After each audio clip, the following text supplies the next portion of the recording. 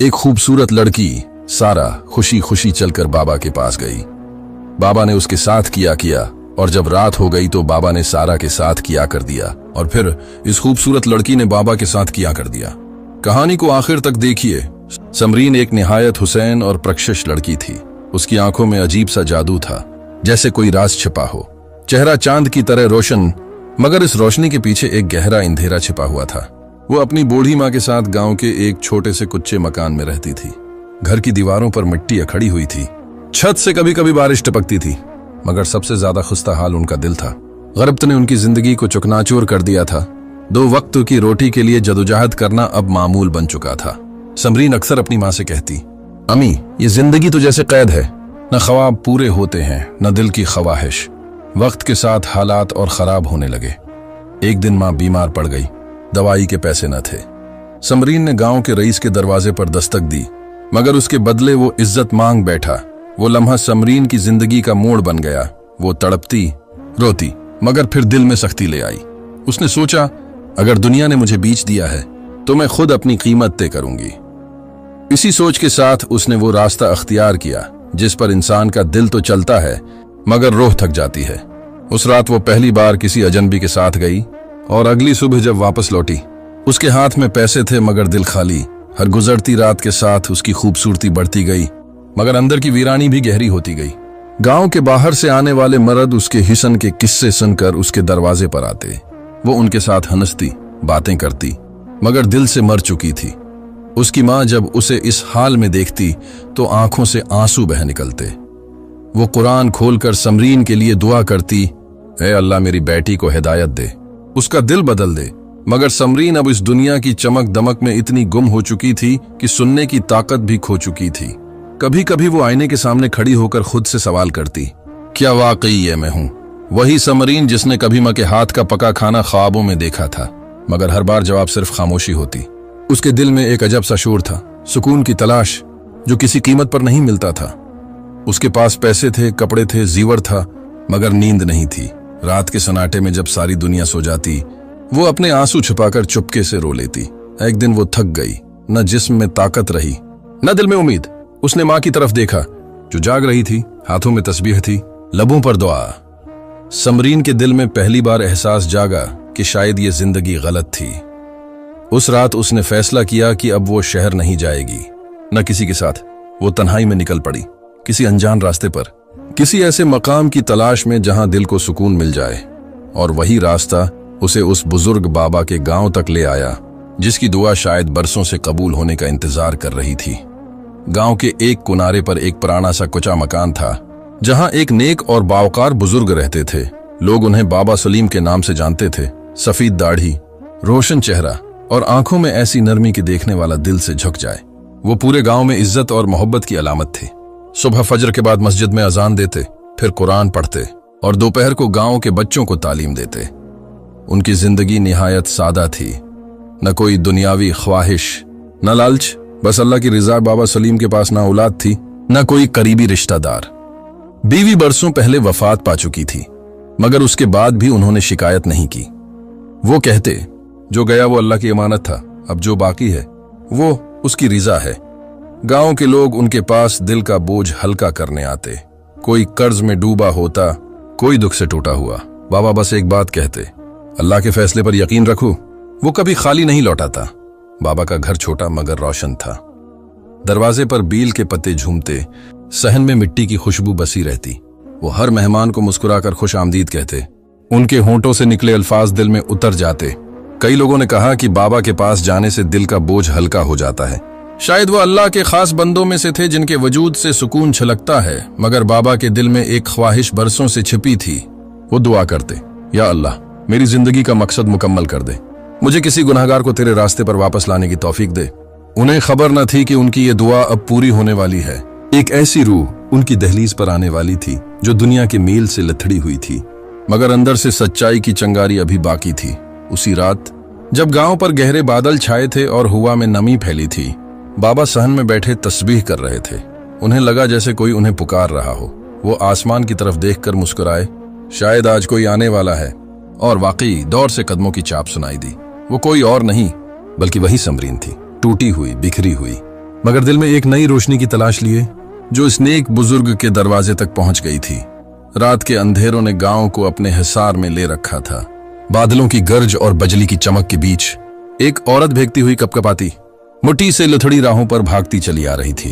उसके चेहरे पर आंसू और बारिश का फर्क मिट चुका था। ये समरीन थी जो शहर की रंगीनियों और गुनाहों की वादी से भागकर अब किसी पुनाह की तलाश में थी। उसके कदम जैसे खुद ब खुद एक रास्ते की तरफ बढ़ रहे थे जिसके आखिर में एक छोटा सा चिराग जल रहा था। बाबा सलीम के कुचे घर का। जब वो दरवाजे पर पहुंची, सांसें उखड़ चुकी थीं। उसने आहिस्ता से दरवाजा खटखटाया। अंदर से एक नर्म आवाज आई, कौन है उस वक्त? बेटी, समरीन ने हचकचाते हुए कहा। मैं रास्ता भटक गई हूं बाबा, पुनः चाहिए थोड़ी देर के लिए। बाबा सलीम ने दरवाजा खोला तो सामने एक जवान औरत खड़ी थी।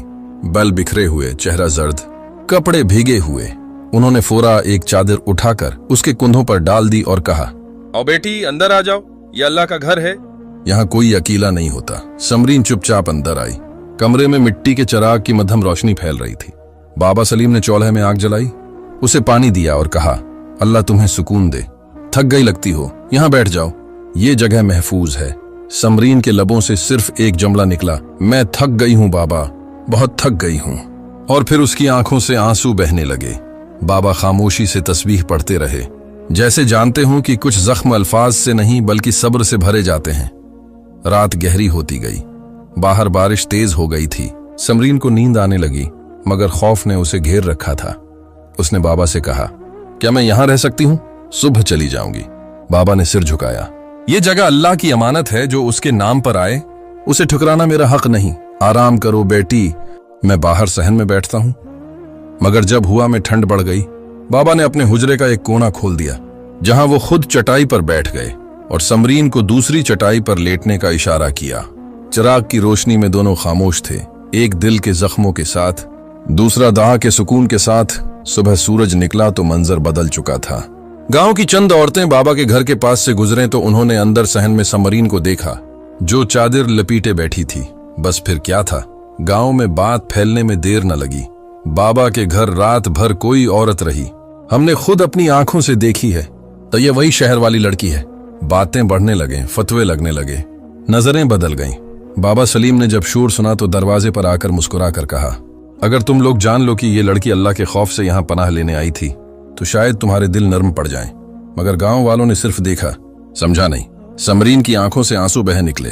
वो बोली, बाबा मैं तो बस भागी थी, मगर शायद दुनिया से नहीं, अपने गुनाहों से। बाबा सलीम ने आसमान की तरफ देखा और आहिस्ता कहा, बेटी, जब अल्लाह किसी को तौबा के रास्ते पर लाता है तो दुनिया उस पर अंगली जरूर उठाती है, मगर याद रखना, अंगलियां थक जाती हैं मगर रहमत कभी नहीं थकती। उस लम्हे समरीन के दिल में जैसे कोई बोझ उतर गया।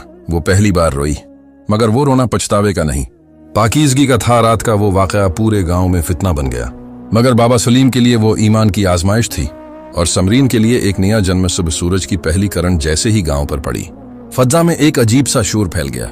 लोग टोलियों में बातें करते, एक दूसरे से चुपके चुपके कुछ कहते। बाबा सलीम के घर के बाहर हुजूम लग चुका था। औरतें अपने चेहरों पर दुपट्टे डाले दरवाजे के करीब झांक रही थीं। मर्दों के चेहरों पर गुस्सा और हैरत मिली हुई थी। किसी ने कहा, रात भर एक जवान लड़की बाबा के घर में थी। ये तो किसी ने जवाब दिया, हमने खुद देखा, सुबह वहीं बैठी थी। सच और झूठ की लकीरें धंधला चुकी थीं। बाबा सलीम ने दरवाजा खोला तो डजन्स लोग खड़े थे।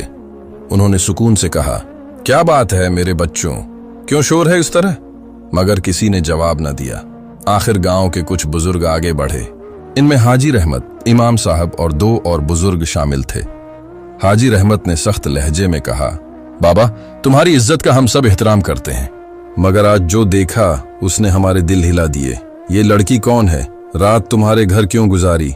बाबा सलीम ने सिर झुकाकर नरमी से कहा, ये बेटी रास्ता भटक कर आई थी, मैंने उसे अल्लाह के नाम पर पनाह दी, गुनाह नहीं किया।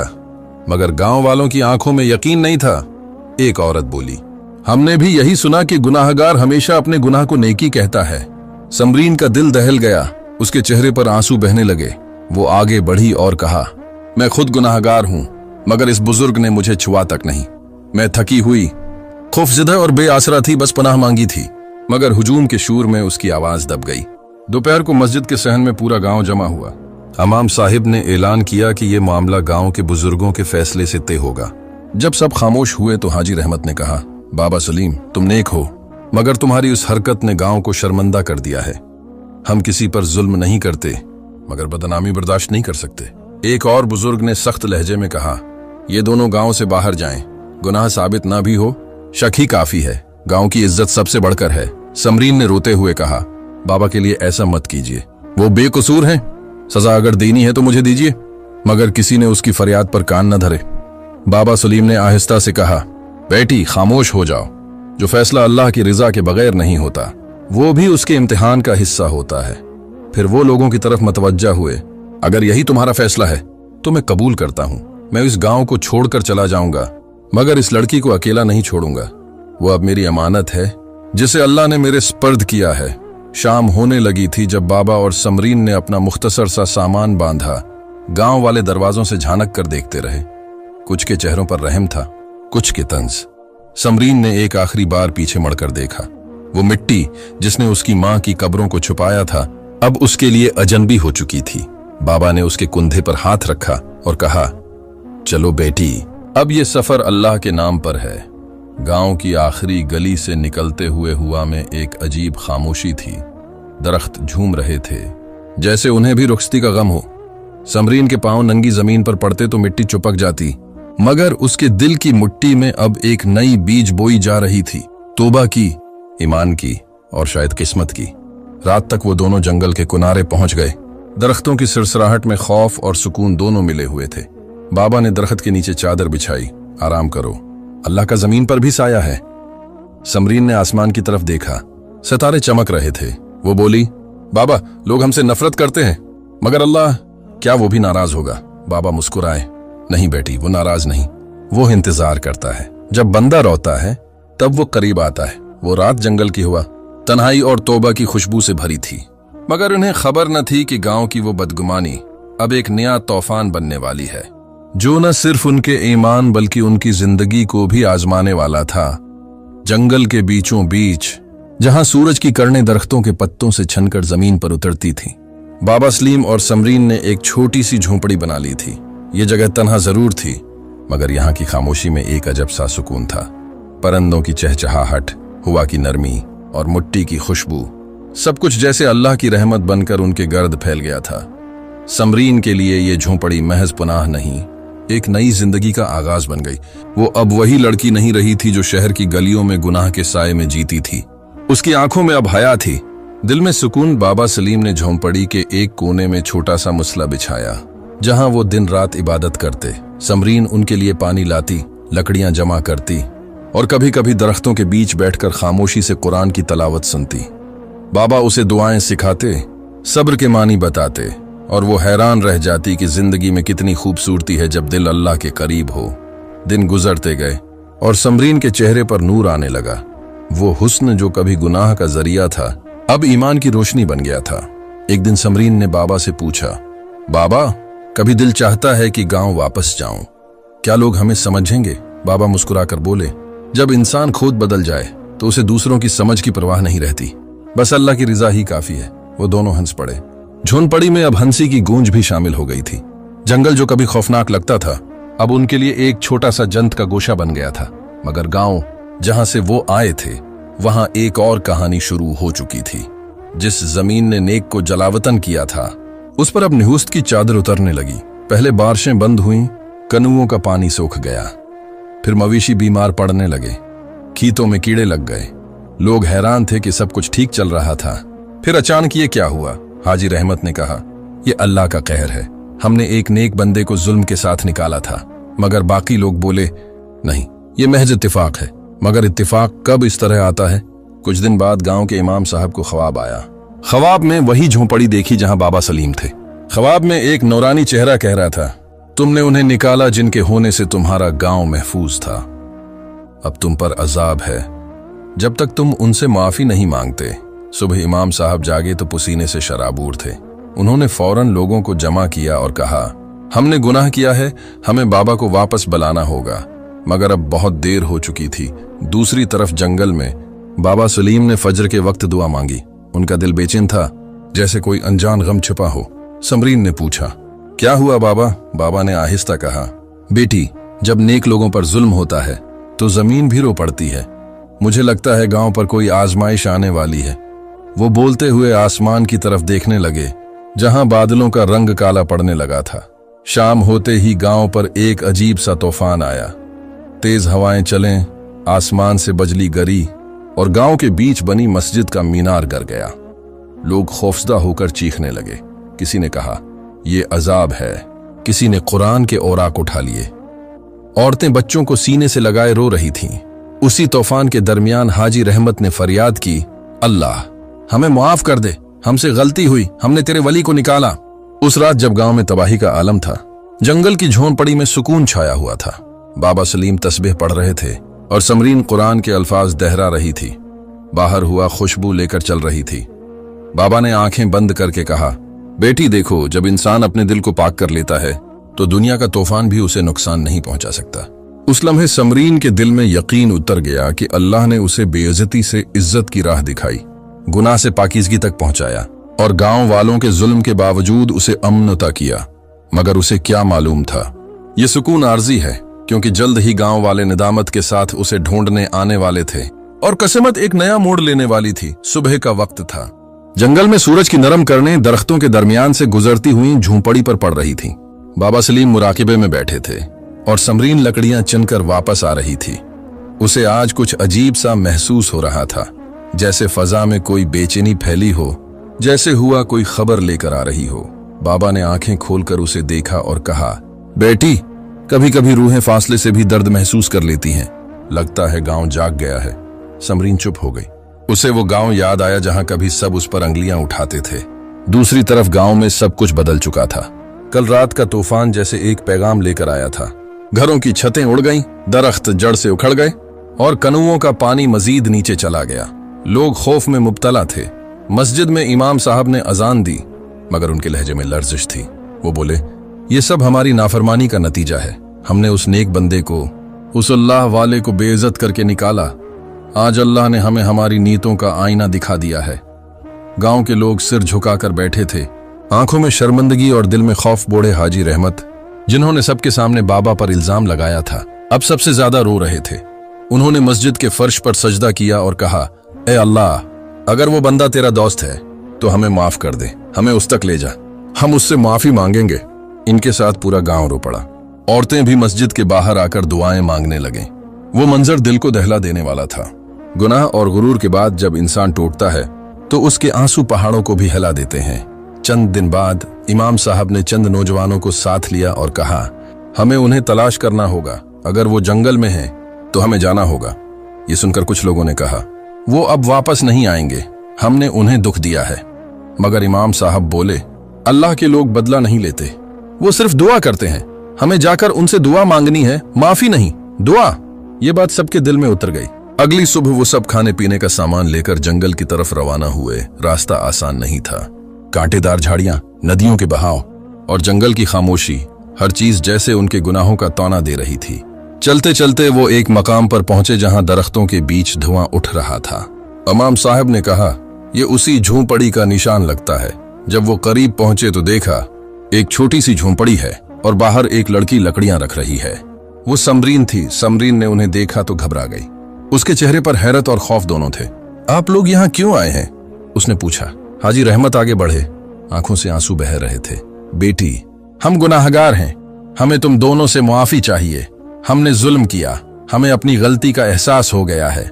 समरीन खामोश रही, फिर आहिस्ता बोली, मैं माफ कर चुकी हूं, लेकिन बाबा सलीम से बात करनी होगी। बाबा सलीम झोंपड़ी से बाहर आए। उनके चेहरे पर वही सुकून, वही नूर था। उन्होंने गांव वालों को देखा, फिर आसमान की तरफ निगाह उठाई। तुम लोग आखिरकार सच तक पहुंच गए। अल्लाह ने तुम्हारे दिल नर्म कर दिए। मैंने तुम्हें कभी बद्दुआ नहीं दी, सिर्फ हदायत की दुआ मांगी थी। इमाम साहब ज़ारो क़तार रोने लगे। बाबा, गांव पर अजाब है, हमें बचा लीजिए। बाबा ने तस्बीह थामी और आसमान की तरफ हाथ उठाए। ऐ अल्लाह, अगर ये लोग तौबा कर चुके हैं तो उन पर अपनी रहमत नाजिल फरमा, उनके खीतों को बरकत दे, उनके दिलों को सुकून दे, उनके दिलों से तकबर और नफरत निकाल दे। जैसे ही उन्होंने दुआ खत्म की, आसमान पर बादल छा गए। थोड़ी देर बाद ठंडी बारिश शुरू हो गई। वो बारिश सिर्फ पानी नहीं थी, बल्कि बख्शिश का पैगाम थी। गांव वाले सजदे में गिर गए। समरीन की आंखों से आंसू बह निकले। उसने बाबा के कदम चूम लिए। बाबा, ये सब अल्लाह का करम है। बाबा ने मुस्कुरा कर कहा, बेटी, अल्लाह कभी अपने बंदों को छोड़ता नहीं, बस इंतजार करता है कि वो लौट आए।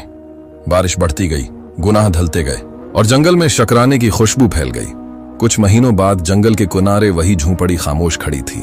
बाबा सलीम का वक्त पूरा हो चुका था। वो सजदे में ही अपने रब से जा मिले। समरीन उनके कदमों के पास बैठी रो रही थी, मगर इस बार उसके आंसू कमजोरी के नहीं, शक्र के थे। उसने आसमान की तरफ देखा और कहा, बाबा, आपने मुझे अंधेरे से रोशनी तक पहुंचा दिया। गांव वाले जब उनकी कब्र बनाने आए तो समरीन गायब थी। किसी ने कहा वो मक्का चली गई, किसी ने कहा वो बाबा के नक्श कदम पर अल्लाह के रास्ते की मुसाफिर बन गई। मगर एक बात सबको मालूम थी, उस गुनाहगार लड़की का दिल अब अल्लाह के सबसे करीब था और बाबा सलीम की झोंपड़ी अब भी हर इस राह गुजर के लिए रोशनी थी जो तूबा के रिश्ते पर चलना चाहता था।